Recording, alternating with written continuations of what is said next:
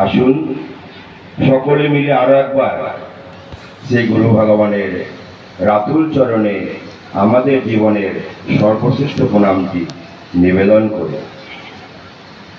প্রণাম নিবেদন করি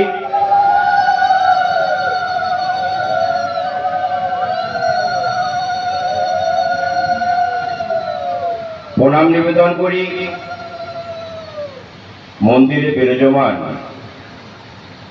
বিভিন্ন দেবদেবীর চরণে।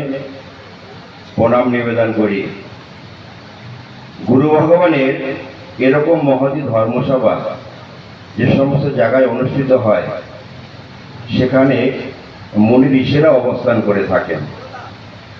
তারাও সূক্ষ্মদেহে এসে এই ধর্মকথা তারা শ্রবণ করে থাকেন।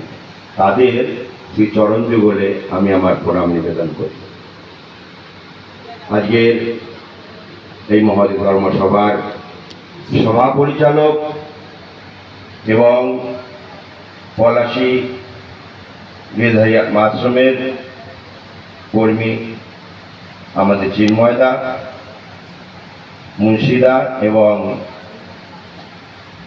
বিভিন্ন শাখা সংঘ থেকে আগত বিদগ্ধবৃন্দ সকলকে যথাস্থানে প্রণাম এবং শ্রী গুরুজয় সম্ভাষণ জানাই।